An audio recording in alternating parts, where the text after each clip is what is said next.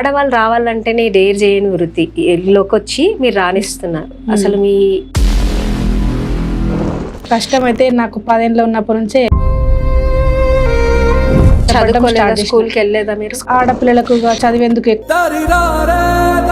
కళ్ళు లారీలు ఇక్కడ హైదరాబాద్కి వస్తాయి. ఆ లారీల ఓనర్స్ ఉన్నారు. ఒక సంవత్సరం మీ అమ్మాయిని మా ఇంట్లో పెట్టండి, మా ఇంట్లో సపరేట్గా వంట పెడితే భయం వేసి ఏడ్చేదాన్ని, నైట్లో ఏడ్చేదాన్ని.